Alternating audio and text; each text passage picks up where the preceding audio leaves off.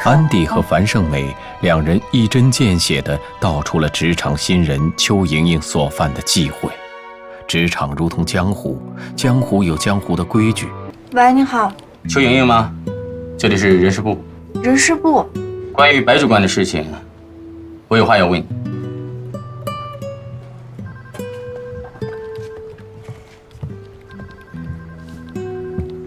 我真是看走眼了，邱莹莹，你给我等着，等着就等着，不怕你。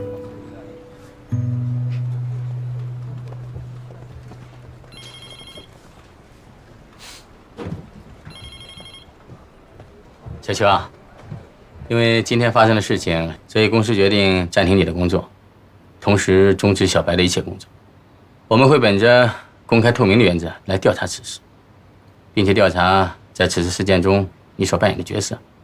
在没有调查清楚之前呢，我们先会替你保管你的出入门卡。可是我是举报者呀，我没有贪污啊，为什么要停我工作呀？停几天呢？这停工作的期间还照常发我工资吗？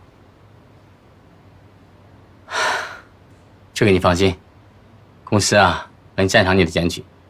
等调查工作结束之后，一切水落石出，公司会酌情补偿。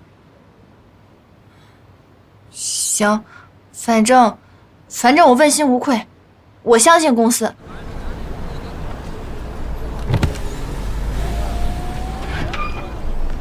安迪姐，嗨，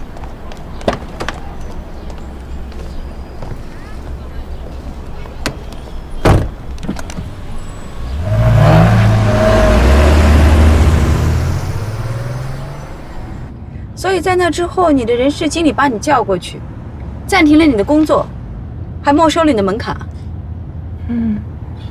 安迪姐，你说这什么意思呀？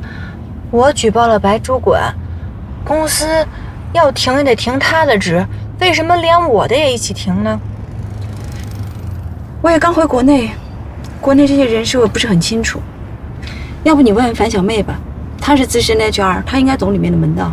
哎，樊姐，我莹莹，那个我有点事儿，现在想问你。我现在在外面看房子呢，有什么事儿回去再说吧，好吗？行，好，那行，先这样，拜拜。那行吧，樊小姐，您要是不满意，我再带您看下一套。好。安迪，我这心里特别不踏实，你要不跟我再说点吧？你说什么都行，我现在老胡思乱想。可是我不太熟悉人事的那一套，我能给你的也只是一些不专业的意见。不过我刚才听你这么一说，我觉得你的那个人事经理，应该在平时就不怎么善待你。你怎么知道的？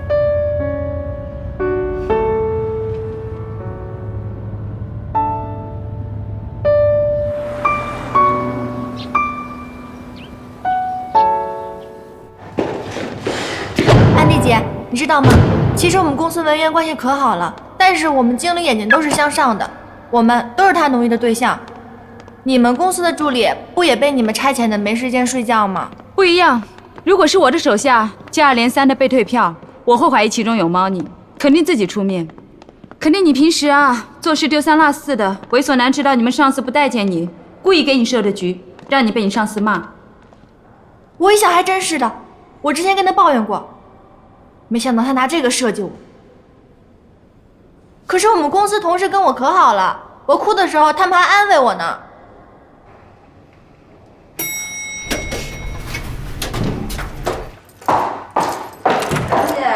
关关，哎呀，关关，累死我了！快借个肩膀靠一靠。你怎么也这么晚啊？又加班啊？你呢？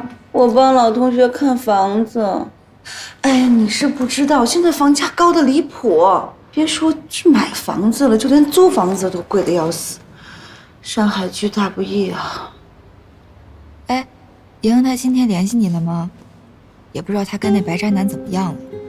他倒是给我打了个电话，但是听情况好像不怎么样。人事部的经理说先暂停我工作，等公司他们商量好以后，调查清楚以后再通知我。这个白渣男还有些道行，我真是小瞧他了。这事儿比想象中的大。哎，把你人事部经理跟你说的话详细告诉我。哦，他就说什么赞赏我举报白主管这种行为，但是呢，先停止我的工作，让我回家待命，然后说等他们调查清楚以后再通知我，再酌情给予我补偿吧，大概就是这些。哦，安迪还问我说，是不是平时我的主管经理对我不好？他让我特意告诉你他问的这句话，让你作为参考。凡姐，安迪姐这么说是什么意思呀？因为我是人事部的呀，一般情况如果有上司关照的话，我们人事处置员工的时候都会有所顾虑，会跟他们的上司商量之后才行。现在这个情况对你不利啊。莹莹，你不是跟你们单位同事关系挺好的吗？那你跟他们说说，让他们帮你求求情呀。跟普通员工关系再好有什么用？无非就是平时办事的时候方便一些，真要到紧要关头，根本就派不上用场。安迪他让我参考什么呢？参考什么？我明白这个白渣男为什么一再扔你的报销单了啊，因为他知道你跟你上司的关系一般，对不对啊？他正好借你经理的力量来打压你，打压到你急躁为止。这样你会怎么办呀？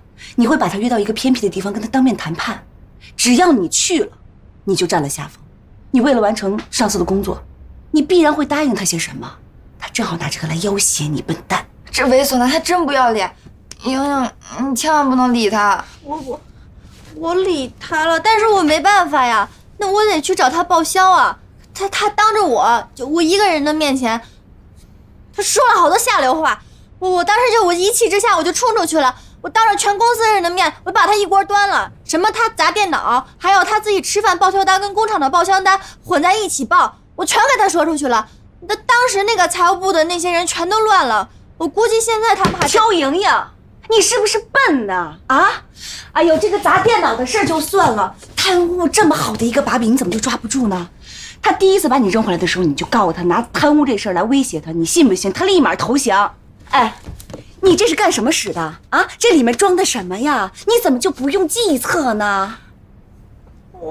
我现在回味出来了，可是我现在回味出来，我也没办法了呀。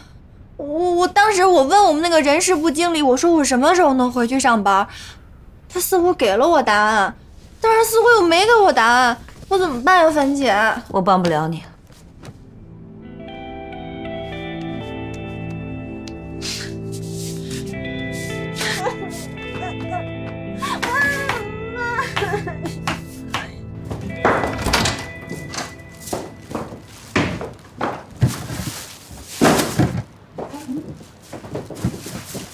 小秋的事情都搞定了，正在解决呢，超乎想象。其实我想到了一些办法，就是不知道该怎么跟他说。哎，你让他找我跟我说那些话，是因为你的想法跟我一致吗？叫上他们到我这儿来吧。好啊。一般遇到这种事情，一定是2个人一起处理。但是你们公司最终的决定应该还是要看你的上司。可俨然你跟你的上司关系并不好，所以我想你的公司应该是会放弃你。可是我没做错什么呀。安迪，你这个背带真好看。你心真是够大的。啊，你怎么能什么都没做呢？你窝赃包庇啊！任何人都有理由相信，也许你跟这个白渣男如果不是闹翻的话，你会一直包庇下去。所以即使你有理由能够说服公司你并没有窝赃包庇，可是没有人会喜欢惹麻烦的人。你只要惹麻烦了，一定会放弃你。换作是我也是一样的考虑。我再补充一点，就是小秋上司的想法。这个世界上啊，没有人的屁股是干干净净的，多多少少都会有些把柄，没人纯洁。所以江湖人最讨厌的就是不懂规矩的人。小秋，你就是那个不懂规矩的人。我怀疑这个白渣男啊，最初只是想把你约出去，让你私下跟他保证你可以守口如瓶，顺便是不是可以占点小便宜什么的。可是他万万没想到你这么不懂规矩，所以你乱拳打死老师傅，这是江湖人最不乐见的，也是你经理最不乐意看到的。江湖规矩第2条，屁股不干净的人呢，最讨厌身边的人嘴巴把不住门。你当着你经理的面接白渣男的短，你经理还敢用你吗？啊，他只要不想用你，那么你的暂停就会变成被辞退。理由很简单，就是安迪所说的窝藏包庇，到时候你连说理的地都找不到，说不定啊，他们还会起诉你呢。什么起诉我？没有挽回的余地了吗？可是莹莹也是被白主管害的呀，你要不要去跟人事说清楚？可是小秋并不是骨干啊，可有可无啊。可是莹莹跟他们公司同事的关系都非常的好，如果他们集体挽留，也没用，都是一些可有可无、无足轻重的人，太悲哀了。